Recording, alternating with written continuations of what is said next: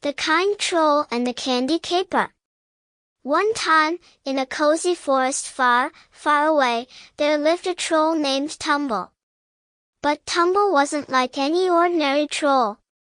While most trolls were known for guarding bridges, roaring at travelers, or being grumpy, Tumble was known for something else, his love for candy. Yes, candy. Gumdrops, lollipops, chocolates, and caramels, Tumble adored them all.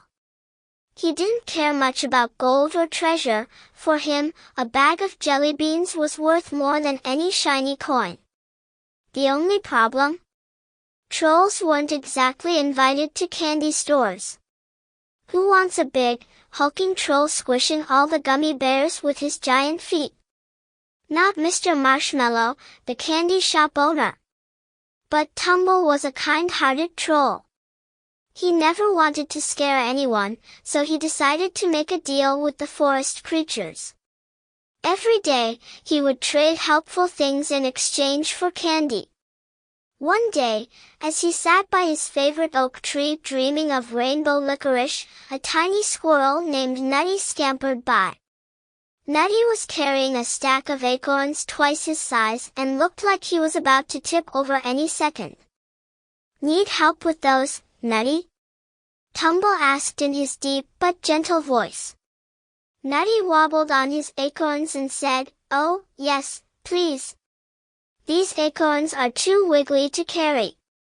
With a careful swoop, Tumble lifted the stack with one hand and helped Nutty deliver them to his nest.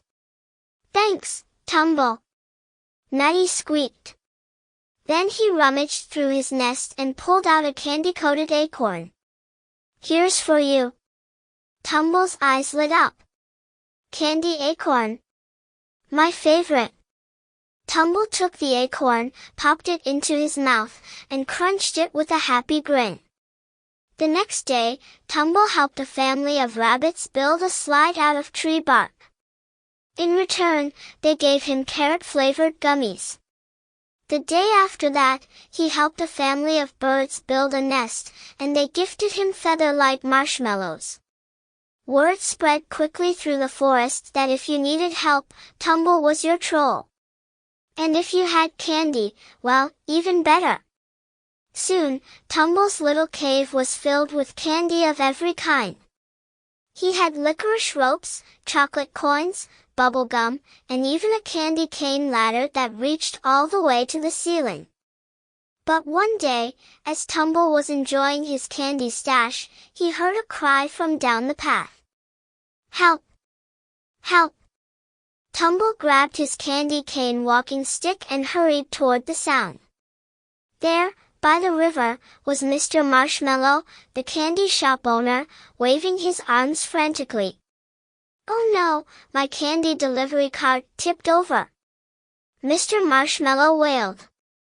"All the candy is floating away down the river." Without a second thought, Tumble jumped into action, or rather, into the river. With his big troll hands, he scooped up candies left and right. Gumdrops, lollipops, chocolate bars, nothing escaped his grasp. After a few minutes of candy rescue, Tumble returned every piece to Mr. Marshmallow's cart. Not a single candy was lost, except for one lone jelly bean that Tumble had accidentally squished. Mr. Marshmallow couldn't believe it. "Tumble, you saved my candy. How can I ever thank you?" Tumble smiled his kind troll smile. "I don't need anything, Mr. Marshmallow. I just love candy, and I love helping." But Mr. Marshmallow wasn't satisfied with just saying thank you.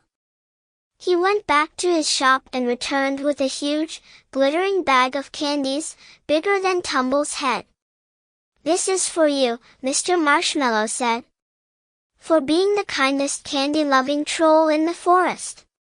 Tumble's eyes widened as he stared at the magical bag of treats. "Thank you, Mr. Marshmallow." And with that, Tumble skipped all the way back to his cave, happily munching on a rainbow swirl lollipop. And from that day on, Tumble was not only known as the kindest troll in the forest, but also the happiest troll with the sweetest tooth. The end.